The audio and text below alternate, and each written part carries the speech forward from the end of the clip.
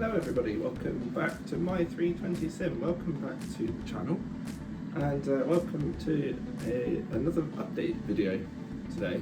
So this video is long overdue. It's been something like 2 months since the last update video, and in that time quite a lot has changed to the flight simulator. So today's video is going to go over what's new, what's changed, and hopefully give you an insight into the current state of the cockpit build.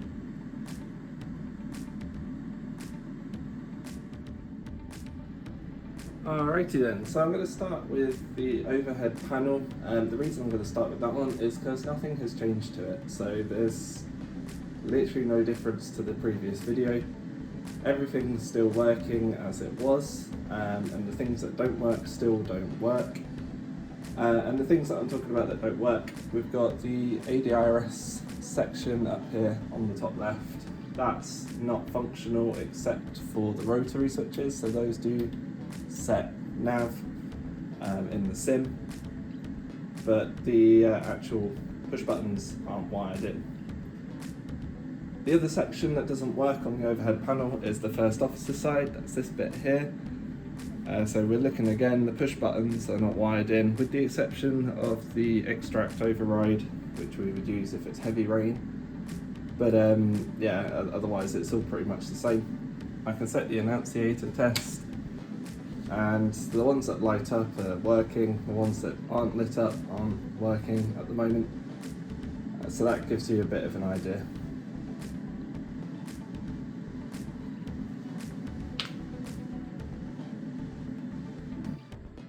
So after that very quick overview of the overhead panel, which hasn't changed at all, we come down to the main instrument panel and the glare shield area. So there has been quite a lot of work done to this area. The most notable change that you can probably spot straight away is the change to the FCU. So we're now using the wing FCU and EFIS units, both the captain and first officer side, and that's replacing the CP flight unit, which I was previously using on the cockpit. The reason for the change was because the CP flight unit, I just had non-stop issues with it working with the Phoenix aircraft. And also the most recent updates to the fly-by-wire, I was experiencing problems with the EFIS units not working as they should do. The benefits of having this wing unit is it links in through MobiFlight. So those of you who followed the channel that well probably know that the entire cockpit is running through MobiFlight essentially. So what that means is now, instead of having to launch SimApp Pro or in previous cases the CP flight driver, I can just launch MobiFlight and the FCU will work alongside that. Another benefit to the FCU EFIS unit that I've got from Wing is the ability to change the backlight on it, and what that means is I've now managed to put, I don't know if you can see them on the camera, probably just about, there's two little knobs just underneath the glare shield as there would be in real world, and they control the backlighting of the screen and the backlighting of the panels. So if I was to turn the dial up, you can see that the screen comes alive, and if I did the same on the other side, you see the actual backlighting, so the panel comes alive as well. It also works with the annunciator test, which is something that I couldn't get working with the old CP flight one. So if I set that, you see it all lights up as it should do, which is just a nice little feature, I think. Another thing that you probably won't have noticed, I don't think I've seen it covered on any other reviews or anything either, but if you was to set the push buttons on, so obviously they light up green as they would in the real thing, but with the annunciator light switch I can change the brightness of them. It's very hard to capture it, I think, on video, but that's on bright, and then if I switch the switch it does actually dim them, so that's quite a nice little feature. Now, disclaimer, that is doing that through MobiFlight. I don't know if it works like that through SimApp Pro. I've not used SimApp Pro for a long time. Ever since I've managed to get this working through MobiFlight. There's some free drivers on Flight Sim TO that make this all work with MobiFlight. I've not felt the need to use SimApp Pro. So yeah, Wing FCU fantastic. If it's something that you'd be interested in a review on, let me know in the comments below and I can put together a review. I just find it works a lot better. The actual push-pull functions are a lot smoother. It all just works as it should do.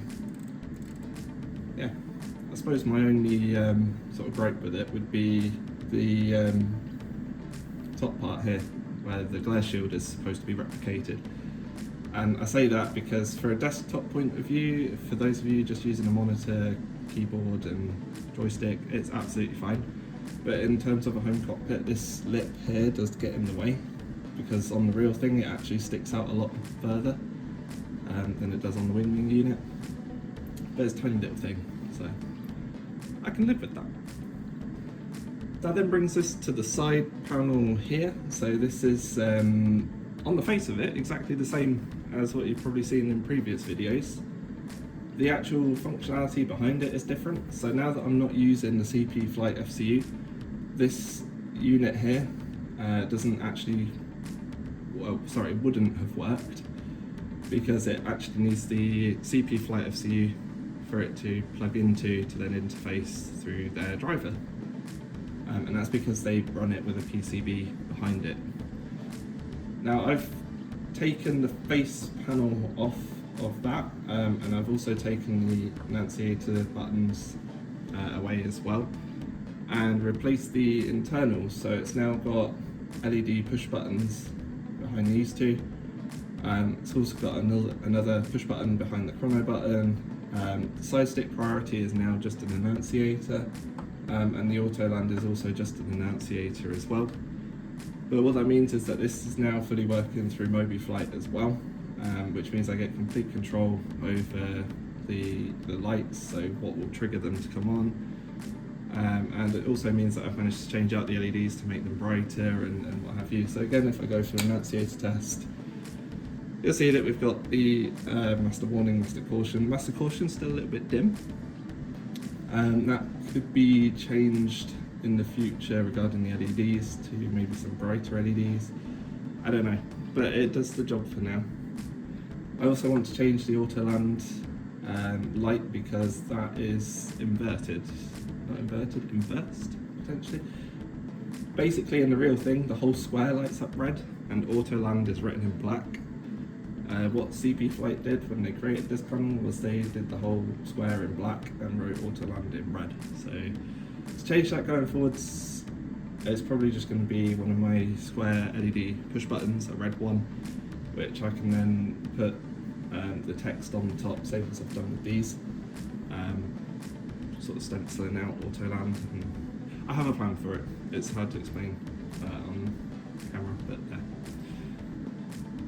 The backlighting for this section doesn't work, and that's because I haven't actually put any LEDs behind it to make it work. I suppose that's the only drawback, but yeah, no, it works and I'm happy with it. And I had to redo the glare shield as well, so the whole top part of the glare shield is different, and again that stems from the lip that they put on the FCU. So if I move the camera up, you'll have to excuse me. Okie dokie. So you see that the Windwing FCU has the part of the glare shield built into it. The only trouble is that if I was to then put the glare shield that I previously built over the top of it, it would have sat too high, it looked funny, it didn't look right. So I've had to completely redo the top section there. It was quite a pain to do, but it looks fairly okay to the naked eye. I mean, you can see there's little bits like gaps along here and here, and there are a lot more screws than there are on the real thing, but I'm happy with it. You know, it's a DIY sort of flight sim, so it's not the end of the world. Yeah, happy with that.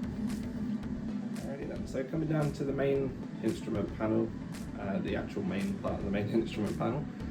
Again, nothing has changed. It's still the same main instrument panel. We've got the MCDU on the left there. That's exactly the same as it was in the last video, if I remember correctly. Going forward, I do have a few changes that I want to make, and that is mostly on gear indicators. So at the moment they're push buttons. Now what I want to do going forward is take the push button part out of it, which would then allow me to have a bit more space behind the annunciator, where I could put a red LED on all three of them, and that will allow me to then have unlock lit up. So when you first put the gear up or down, as the gear travels, it's in an unlocked position and you get 3 red annunciators come up, and then when the gear is actually down and locked, you get the 3 greens. At the moment, when you move the gear lever, the green indicators are all you get, so it'd be nice to have those red LEDs. It should be super simple to install as well. But yeah, that's pretty much it for the main instrument panel. Nothing else has changed. Nothing else that I can really think of is going to change. We do have controls now for floodlights, so there's another knob underneath the glare shield here. Now on the real thing, that the little knob would be on the pedestal panel.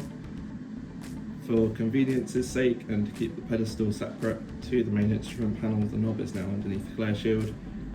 I know on the real thing there's an LED light bar here for the tray table, but that's not something that I'm going to bother with.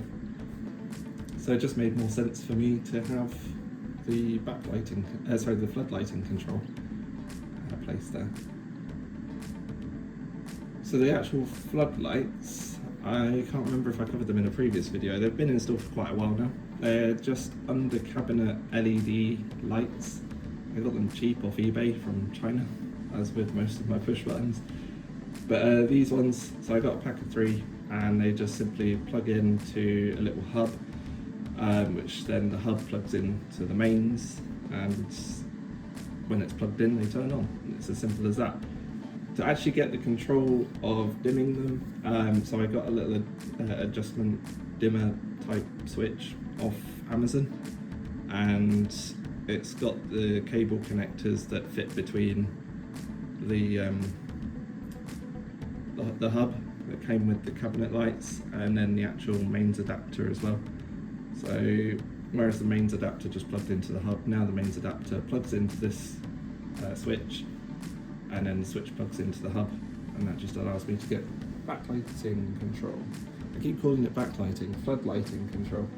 So you can have them off, they go off with a click, or you can turn them on, and you can have them dim or full bright or anywhere in between.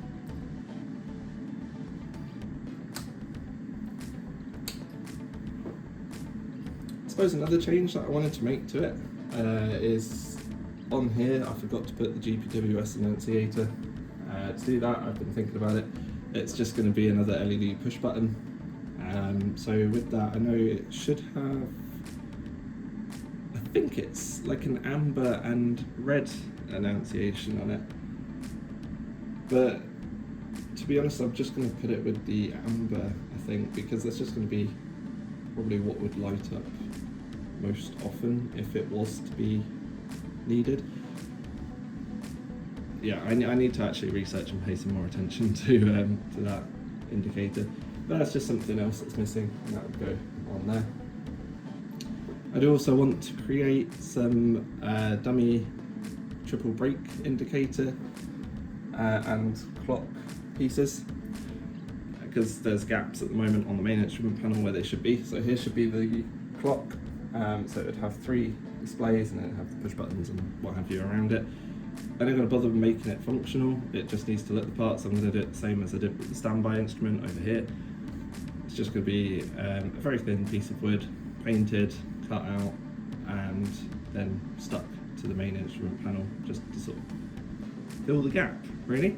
Same for the triple brakes indicator. Now I would use that one a lot more, because especially when we pull on the stand and we want to park the aircraft, you check the triple brakes indicator first. But really, for a home cockpit sim like this, it's not going to be something that I'm going to do sleep over if it doesn't work. So it's just going to become the same as the clock, same as the standby. It's just going to be a dummy cut out that's been painted to look the part. That should pretty much conclude it for the main instrument panel. So now we come to the pedestal.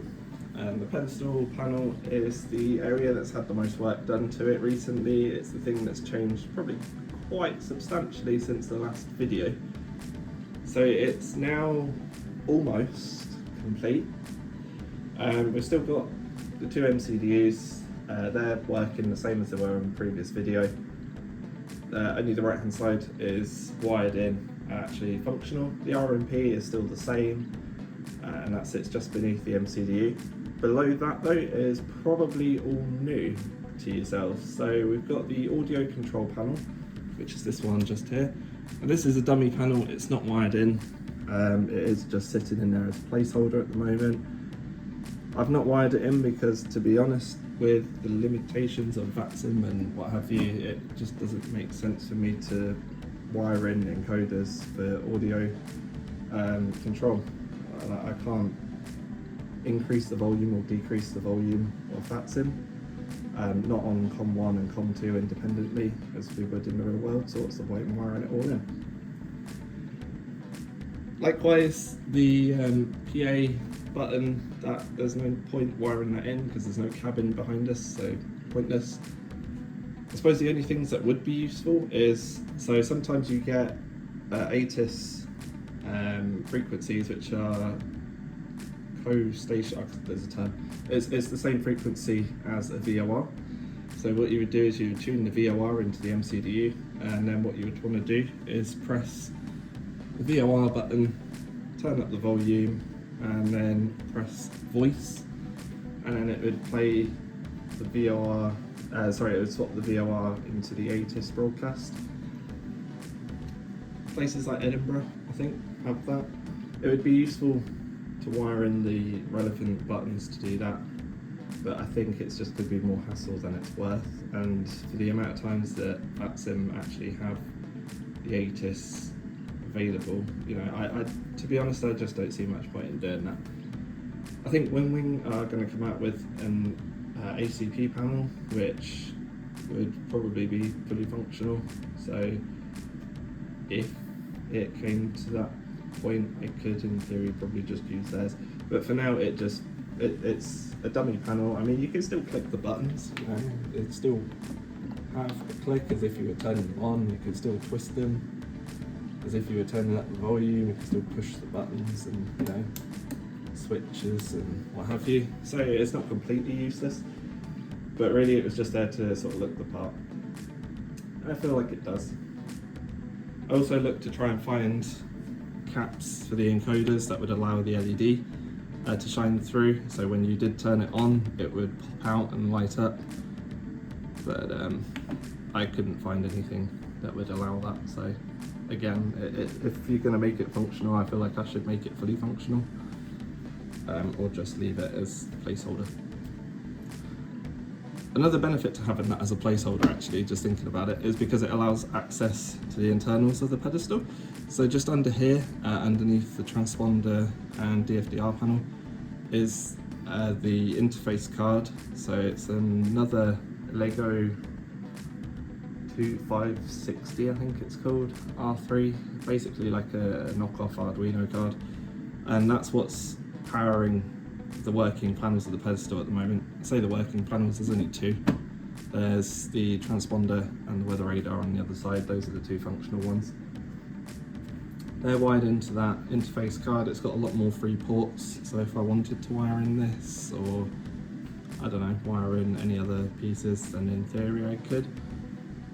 What I was actually considering doing though is swapping the interface card from the pedestal out with the one that's in the main instrument panel, because there's a few more things that I want to put on the instrument panel, and the current card on the main instrument panel is one of the Uno cards. It's a much smaller one, and all the ports have been taken up on that.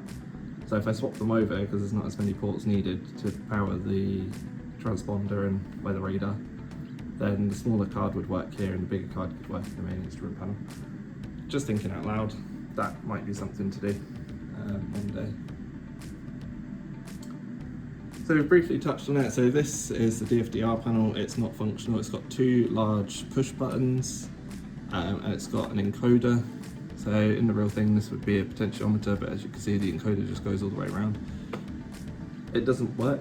That would be what controls the flood lighting on the pedestal. So if I was to turn that up, there would be a floodlight that would shine down and illuminate the whole panel. I'm not going to bother with that, so why would I wire it in? That's my logic on it anyway. It looks the part, it just sits there to fill the gap, really. We come to the transponder after that. So the transponder is slightly different from the Airbus, at least for real life, and that's because it's using toggle switches rather than the little rotary selector switches. The only reason I've used toggle switches is because I found them easier to wire in. So with the toggle switches, I do lose a function on the tilt section, and that is I no longer have the option to select threats, so it's only above, all and below, but it's not really a big deal for me. In terms of everything else, it all works. So if I set fancy A to test again, you've got the A to T fail light comes on. What else have we got on it? So you've got the 3-position toggle switch for standby, auto and on. That works as it should. Selector between 1 and 2.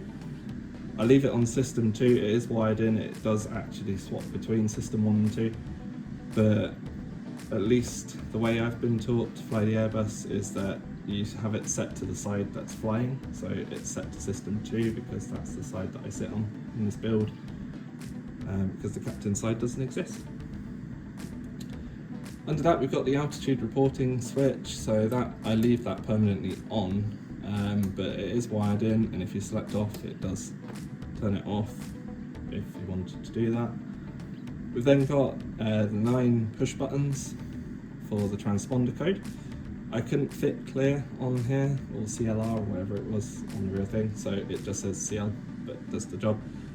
So you push it, it deletes the last digit, see, which is quite good. If you double push it, it deletes the whole code. And then if you sit and wait, it's coded so that it will just bring up the previous transponder code because nothing new has been put in. And that's like the real thing. So there we go, it's 2000. But we can set a new code in there, so I could put 7000 with VFR, for example. Or I can set 1, 2, 3 and 4. So with the Phoenix it's pretty cool because it actually types in the numbers as you type them in. That's how it is on the real thing, which is pretty awesome. On the fly-by-wire, unfortunately, there's no way to read the individual digits updating in the simulator to then have them show up individually on the 7-segment display. So what that means is that when you go to type in a code, you have to type all 4 digits in with the fly-by-wire before it displays what you've entered.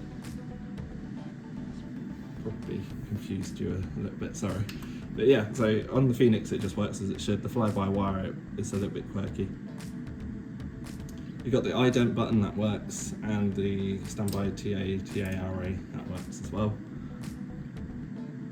Realistically, I've not found any problems using the toggle switches. They're just the little tiny, I think they're called SMD toggle switches. They're the little tiny ones, and they work as they should.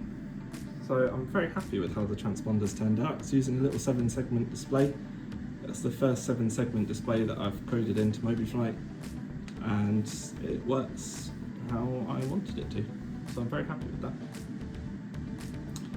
Okay, so then we go to the other side, to the weather radar. And in terms of the weather radar, we do have a bit of functionality there. So the toggle switches all work, they're all wired in.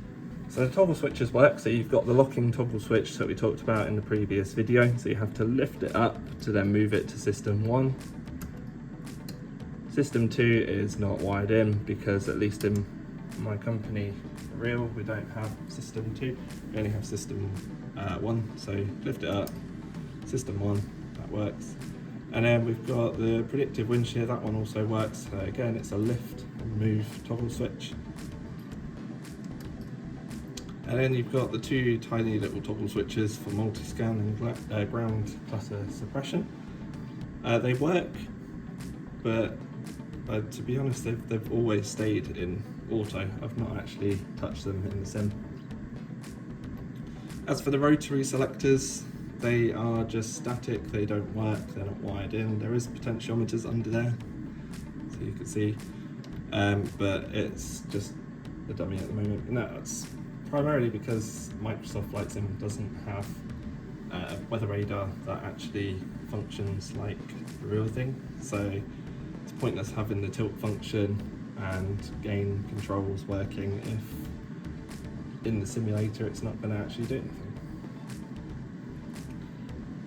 What I don't know is whether if I was to use like ProSim or some different software for the Airbus cockpit displays, whether that would then have a working weather radar, at which point then that panel would probably be quite useful. But as it stands, my understanding is that because the Meteo Blue, I think it's called, weather data provider for Microsoft Flight Sim doesn't, so the actual data doesn't get made available for developers to use. So from my understanding, that means that they can't make a weather radar. It is what it is. I'm not too bothered by not having a working weather radar. If we move above the thrust levers, you'll see that we've got the same ECAM selecting panel. So let me tilt that up slightly. The most used button I have is all, and it just flicks through the pages. Cool. You can select things like APU, fuel, hydraulics, it's all there. The recall button, that also works as well. I don't know if you saw that actually. You see it brought up normal on the other ECAM. Status page, that's there as well, and the clear button is there as well. I don't have the LEDs installed to show you which page is active, but that's fine. I've not had any problems so far. I think in the last video I was talking about putting LEDs to see which page was selected, but in terms of actually flying with this and using it as I would for real, I've not found the need to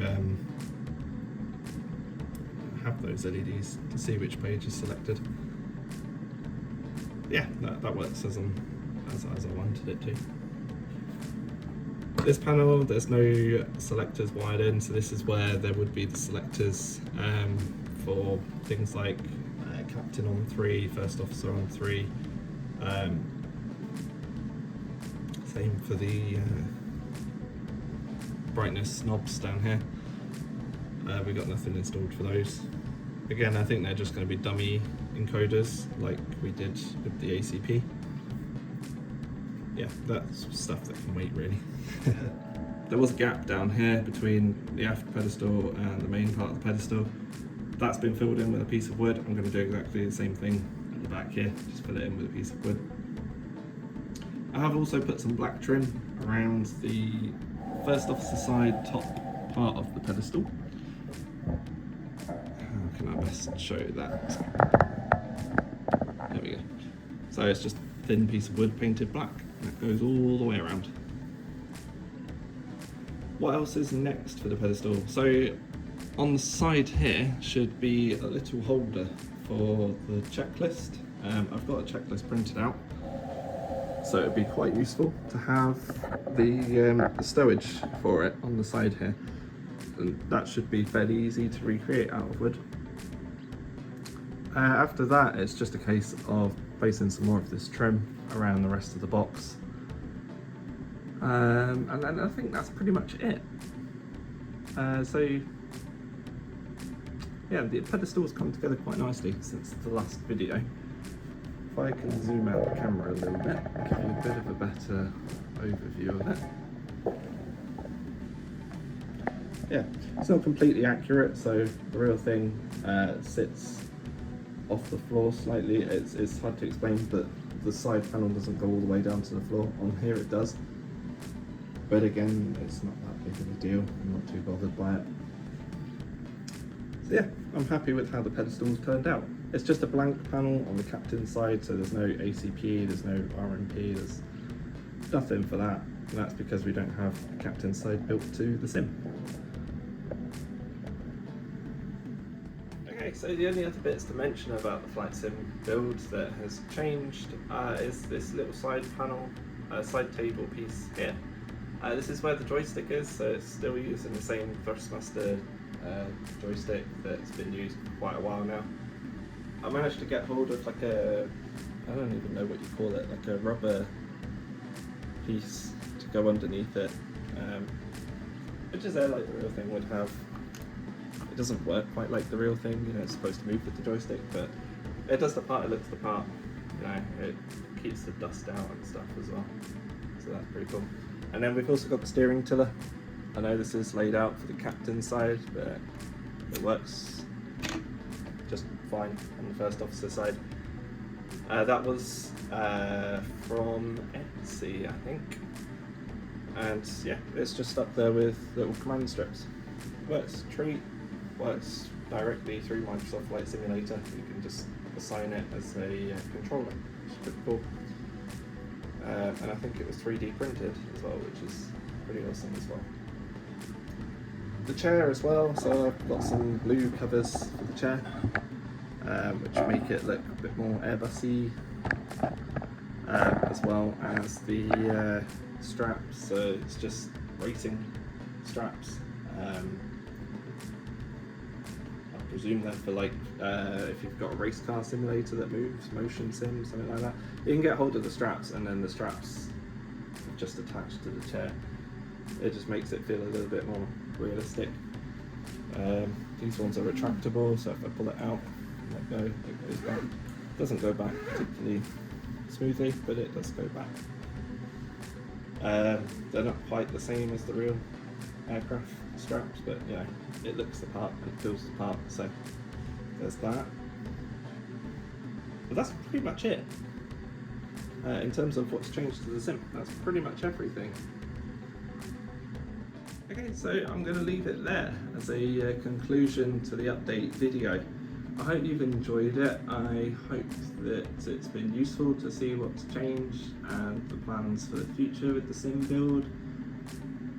I appreciate that videos have taken a while to come around now. I have gone back to work again, so it's struggled to find the time now. But I'll try my best to keep them coming. I enjoy making the flight sim videos, so you know, if I can and when I can, I'll get some more posted. In terms of update videos, so I'll probably do another one in a couple of months' time with changes that have been made, or if there's any significant changes made in the meantime, then I might do a video on that. In terms of overall flight sim content, so I'll try and put some more videos together of departures and arrivals, possibly full flight, maybe even tutorials. Like if you are interested in anything specific, let me know in the comments below. If you don't let me know, then I don't know what to make. So someone asked me to make an MCDU setup tutorial, so that is posted, that is live, and that shows how I would set up the MCDU on the real thing. And it works just as well for Flight Simulator, so do check that out if you're interested. Otherwise, if you have any comments, questions, then let me know down below. If you haven't subscribed, then do leave a subscribe. We're close to 500 subscribers on the channel now, so thank you to everyone who has subscribed, and thank you for everybody who engages on the channel with me. It's really appreciated. And I hope to see you all on the next video. Thank you for watching, take care.